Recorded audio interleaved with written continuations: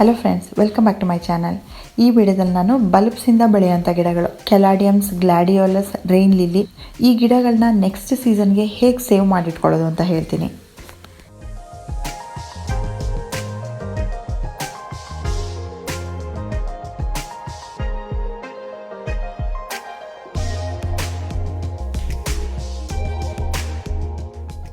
ಈ ಕೆಲಾಡಿಯಮ್ಸ್ ಮಳೆಗಾಲದಲ್ಲಿ ತುಂಬ ಚೆನ್ನಾಗಿ ಬಿಟ್ಟಿತ್ತು. ಅದ್ರ ಬಗ್ಗೆನೂ ವಿಡಿಯೋ ಇದೆ ನನ್ನ ಚಾನಲ್ನಲ್ಲಿ. ನಾನು ಡಿಸ್ಕ್ರಿಪ್ಷನ್ ಬಾಕ್ಸಲ್ಲಿ ಲಿಂಕ್ ಹಾಕಿರ್ತೀನಿ, ನೀವು ಅದರಲ್ಲಿ ನೋಡ್ಕೋಬೋದು. ಆ ಫಾಲಿಯೇಜಸ್ ಎಲ್ಲ ಎಷ್ಟು ಕಲರ್ಫುಲ್ಲಾಗಿ ಕಾಣಿಸ್ತಾ ಇತ್ತು ಅಂದರೆ ಅದ್ರ ಸ್ಟೆಮ್ ಕೂಡ ಕಾಣಿಸ್ತಾ ಇರಲಿಲ್ಲ, ಫುಲ್ ಕವರ್ ಆಗಿತ್ತು. ಮಣ್ಣು ಕೂಡ ಕಾಣಿಸ್ತಾ ಇಲ್ಲ, ಅಷ್ಟು ಚೆನ್ನಾಗಿ ಕವರ್ ಆಗಿಬಿಟ್ಟು ಬೆಳೆದಿತ್ತು.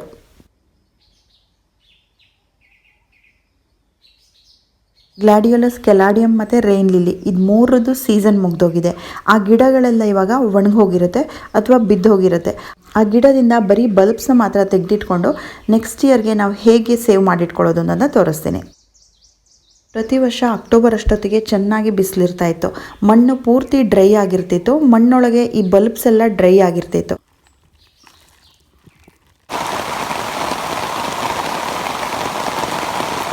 ಅಕ್ಟೋಬರ್ ಅಷ್ಟೊತ್ತಿಗಾಗಲೇ ಈ ಗಿಡಗಳೆಲ್ಲ ಪೂರ್ತಿ ಒಣಗೋಗಿರ್ತಿತ್ತು. ಆದರೆ ಈ ಸಲ ಇನ್ನೂ ಮಳೆ ಬರ್ತಾನೇ ಇದೆ, ಹಾಗಾಗಿ ಗಿಡಗಳೆಲ್ಲ ಇನ್ನೂ ಸ್ವಲ್ಪ ಹಸಿರಾಗಿದೆ, ಹಾಗೆ ಯೆಲ್ಲೋ ಆಗಿದೆ ಅಷ್ಟೇ, ಇನ್ನೂ ಪೂರ್ತಿ ಡ್ರೈ ಆಗಿಲ್ಲ.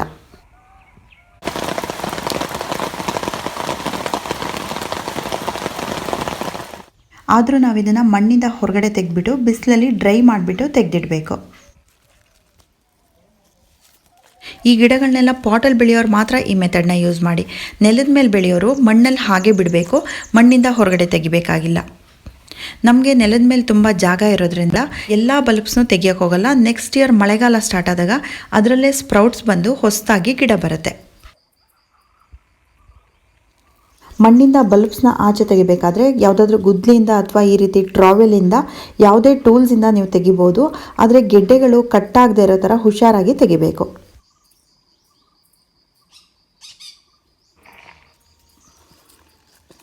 ಈ ಬಲ್ಬ್ಸ್ನೆಲ್ಲ ನಾನು ಗುದ್ಲಿಯಿಂದ ತೆಗೆದ್ಬಿಟ್ಟು ಒಂದು ಕಡೆ ಇಟ್ಕೊಂಡಿದ್ದೆ. ಇದರಲ್ಲಿ ದಪ್ಪ ಇರೋ ಮಣ್ಣನ್ನೆಲ್ಲ ಸ್ವಲ್ಪ ಬಿಡಿಸ್ಕೊಳ್ತೀನಿ. ಪೂರ್ತಿ ಮಣ್ಣನ್ನು ಬಿಡಿಸ್ಬೇಕಾಗಿಲ್ಲ. ಹೇಗೂ ನಾವು ಡ್ರೈ ಮಾಡ್ತೀವಲ್ವ, ಆವಾಗ ಬಿಸಿಲಲ್ಲಿ ಒಣಗಿಬಿಟ್ಟು ಆ ಮಣ್ಣು ಅದರಷ್ಟಕ್ಕದು ಉದುರೋಗುತ್ತೆ. ಬಲ್ಬ್ಸಿಂದ ಬೆಳೆಯುವಂಥ ಗಿಡಗಳು ಡೇಲಿಯಾ ಆಗಿರ್ಬೋದು ಅಥವಾ ಯಾವುದೇ ಗಿಡ ಆಗಿರ್ಬೋದು, ಮಳೆಗಾಲ ಮುಗಿದ ತಕ್ಷಣ ನೀವು ಮಣ್ಣಿಂದ ಹೊರಗಡೆ ತೆಗಿಬಾರ್ದು. ಅಕ್ಟೋಬರ್ ಅಥವಾ ನವೆಂಬರ್ವರೆಗೆ ವೆಯ್ಟ್ ಮಾಡಿಬಿಟ್ಟು ಆಮೇಲೆ ಮಣ್ಣಿಂದ ಹೊರಗಡೆ ತೆಗಿಬೇಕು. ಸ್ವಲ್ಪ ದಿನ ಆ ಗೆಡ್ಡೆಗಳು ಮಣ್ಣೊಳಗೇ ಬಲಿಯೋಕ್ಕೆ ಟೈಮ್ ಕೊಡಬೇಕು. ಈ ಬಲ್ಬ್ಸಲ್ಲಿ ತುಂಬ ಬೇರ್ಗಳಿರುತ್ತೆ, ಆ ಬೇರ್ಗಳನ್ನ ಕಟ್ ಮಾಡಬಾರ್ದು. ಎಲೆ ಮತ್ತು ಗಿಡನ ಕಟ್ ಮಾಡಿಬಿಟ್ಟು ತೆಗೆದ್ಬಿಡಬೇಕು. ಕೈಯಿಂದ ತುಂಬ ಫೋರ್ಸ್ ಮಾಡಿ ಕೀಳಬಾರ್ದು. ಕತ್ತರಿಯಿಂದ ಅಥವಾ ಚಾಕುಯಿಂದ ಕಟ್ ಮಾಡಿಬಿಟ್ಟು ತೆಗಿಬೇಕು. ಕೆಲಾಡಿಯಮ್ಸ್ ಬಲ್ಬ್ಸು ಶೇಪ್ ಇರಲ್ಲ, ಯಾವ ಶೇಪ್ ಬೇಕಾದರೂ ಇರುತ್ತೆ. ಗೆಣಸಿರುತ್ತಲ್ಲ ಆ ರೀತಿ ಯಾವ್ಯಾವುದೋ ಶೇಪಲ್ಲಿರುತ್ತೆ, ನೀಟಾಗಿರೋ ಶೇಪ್ ಇರಲ್ಲ. ತುಂಬ ಚಿಕ್ಕ ಬಲ್ಬ್ಸ್ ಅಂತ ಯಾವುದನ್ನು ಎಸೆಯೋಕ್ಕೆ ಹೋಗಬೇಡಿ. ನೆಕ್ಸ್ಟ್ ಇಯರ್ಗೆ ಅದೇ ಡೆವಲಪ್ ಆಗಿ ದೊಡ್ಡದಾಗಿ ಬೆಳೆಯುತ್ತೆ.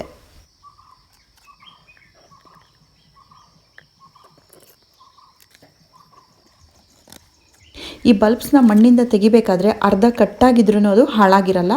ಸ್ವಲ್ಪ ರೂಟ್ಸ್ ಇದ್ದರೆ ಸಾಕು, ಅದರಲ್ಲಿ ಚೆನ್ನಾಗಿ ಬರುತ್ತೆ. ನಿಮ್ಮ ಹತ್ರ ಬೇರೆ ಬೇರೆ ಕಲರ್ ಗಿಡಗಳಿದ್ರೆ ಒಂದೊಂದು ಕಲರ್ನು ಒಂದೊಂದು ಸೈಡ್ ಇಟ್ಕೊಳ್ಳಿ. ಒಟ್ಟಿಗೆ ಇಟ್ಕೊಂಡ್ರೆ ಎಲ್ಲ ಮಿಕ್ಸ್ ಆಗುತ್ತೆ. ಎಲೆಗಳು ಮತ್ತು ಗಿಡನ ಕಟ್ ಮಾಡಾದಮೇಲೆ 3 ದಿನ ನೆರಳಲ್ಲಿ ಇಟ್ಬಿಟ್ಟು ಒಣಗಿಸ್ಬೇಕು. 1-2 ಗಂಟೆ ಮಾತ್ರ ಬಿಸಿಲು ಬೀಳಬೇಕು, ಬೇರೆ ಟೈಮೆಲ್ಲ ನೆರಳಿರಬೇಕು. 3 ದಿನ ಇದೇ ರೀತಿ ಒಣಗಿಸ್ಬೇಕು. ಈ ಬಲ್ಬ್ಸಲ್ಲಿ ನೀರಿನಂಶ ಇರಬಾರ್ದು, ಪೂರ್ತಿ ಡ್ರೈ ಆಗಿರಬೇಕು. ನೀರಿನಂಶ ಇದ್ದರೆ ನಾವು ಇಟ್ಟಲ್ಲೇ ಹಾಳಾಗಿರುತ್ತೆ. ಇದು ಗ್ಲಾಡಿಯೋಲಸ್ ಗಿಡಗಳು.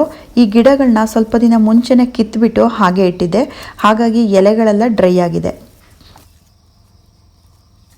ಎಲೆಗಳೆಲ್ಲ ಮಣ್ಣಲ್ಲಿ ಇಷ್ಟು ಡ್ರೈ ಆಗೋವ್ರಿಗೆ ವೆಯ್ಟ್ ಮಾಡಬೇಕು. ಆದರೆ ಈ ಸಲ ಸೈಕ್ಲೋನ್ ಮಳೆಯಿಂದಾಗಿ ಆಗಾಗ ಮಳೆ ಬರ್ತಾ ಇದ್ದಿದ್ದರಿಂದ ಎಲೆಗಳೆಲ್ಲ ಹಸಿರಾಗಿತ್ತು.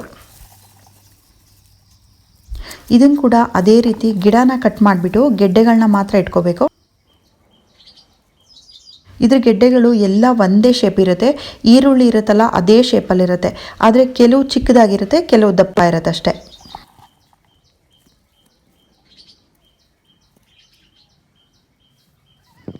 ಇದೆಲ್ಲ ರೈನ್ ಲಿಲಿ ಗಿಡಗಳು. ಇದರಲ್ಲಿ ಇನ್ನೂ ಹೂವಿದೆ.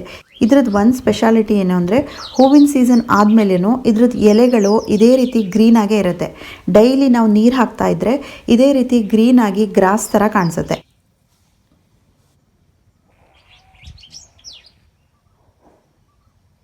ಇದೆಲ್ಲ ನೆಲದ ಮೇಲೆ ಹಾಕ್ಕೊಂಡಿರೋದ್ರಿಂದ ಈ ಬಲ್ಬ್ಸ್ನ ನಾನು ತೆಗಿಯೋಕ್ಕೆ ಹೋಗಲ್ಲ. ಕೆಲವು ರೇರ್ ಕಲರ್ಸ್ನ ಪಾಟಲ್ಲಿ ಹಾಕ್ಕೊಂಡಿದ್ದೀನಿ, ಅದ್ರ ಬಲ್ಬ್ಸ್ನ ಮಾತ್ರ ತೆಗೆದುಬಿಟ್ಟು ಸ್ಟೋರ್ ಮಾಡಿರ್ತೀನಿ. ಇದರಲ್ಲಿ ಮಣ್ಣಿನೂ ವೆಟ್ಟಾಗೇ ಇದೆ. ಮಣ್ಣು ಡ್ರೈ ಆದಮೇಲೆ ಅದೇ ರೀತಿ ಈ ಬಲ್ಬ್ಸ್ನ ಕೂಡ ಒಣಗಿಸ್ಬಿಟ್ಟು ತೆಗೆದಿಡ್ತೀನಿ. 3 ದಿನ ಆದಮೇಲೆ ಇದರಲ್ಲಿ ಮಣ್ಣೇನಾದರೂ ಜಾಸ್ತಿ ಅಂಟ್ಕೊಂಡಿದ್ರೆ ಅದನ್ನು ಹಾಗೆ ಕೈಯಿಂದ ಉದುರಿಸಿ ತೆಗೆದುಬಿಡಬೇಕು. ಸ್ವಲ್ಪ ಮಣ್ಣು ಅದರಲ್ಲೇ ಉಳ್ಕೊಂಡಿದ್ರೆ ಏನೂ ತೊಂದರೆ ಆಗಲ್ಲ, ಹಾಗೆ ಇಡಬಹುದು. ಇದನ್ನು ಸಿಂಪಲಾಗಿ ಸ್ಟೋರ್ ಮಾಡಬೇಕು ಅಂದರೆ ಒಂದು ನ್ಯೂಸ್ ಪೇಪರಲ್ಲಿ ಹಾಕಿಬಿಟ್ಟು ತೆಗೆದಿಡಬೇಕು. ಫಂಗಸ್ ಆಗುತ್ತೆ ಅನ್ನೋ ಭಯ ಇದ್ದರೆ ನಿಮಗೆ ಸ್ವಲ್ಪ ಫಂಗಿಸೈಡ್ ಪೌಡರ್ನ ಕೂಡ ಉದುರಿಸ್ಬೋದು. ನ್ಯೂಸ್ ಪೇಪರ್ ಅಥವಾ ಟಿಶ್ಯೂ ಪೇಪರಲ್ಲಿ ಹಾಕಿಬಿಟ್ಟು ಸುಮ್ಮನೆ ಈ ರೀತಿ ರ್ಯಾಪ್ ಮಾಡಿಬಿಟ್ಟು ಅದನ್ನು ಒಂದು ಕವರ್ ಒಳಗೆ ಹಾಕಿಡಬೇಕು.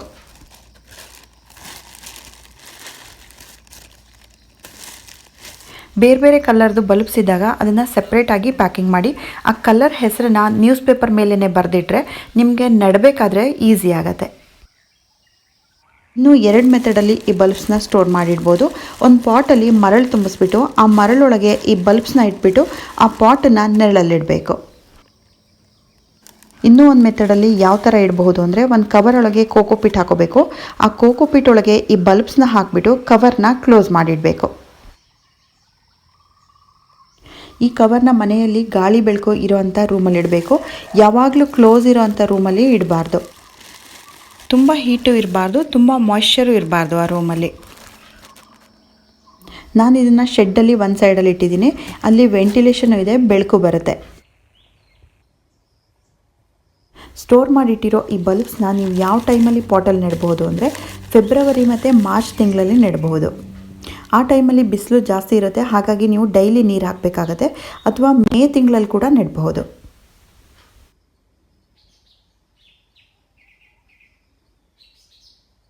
ಸೊ ಫ್ರೆಂಡ್ಸ್, ಈ ಬಲ್ಬ್ಸಿಂದ ಬೆಳೆಯುವಂಥ ಗಿಡಗಳನ್ನ ನೆಕ್ಸ್ಟ್ ಸೀಸನ್ಗೆ ಹೇಗೆ ಸೇವ್ ಮಾಡ್ಕೊಳ್ಳೋದು ಅಂತ ನೋಡಿದ್ರಲ್ಲ. ಈ ವಿಡಿಯೋ ನಿಮ್ಗೆ ಇಷ್ಟ ಆಯಿತು ಅಂತ ಅಂದ್ಕೊಂಡಿದ್ದೀನಿ. Thank you for watching.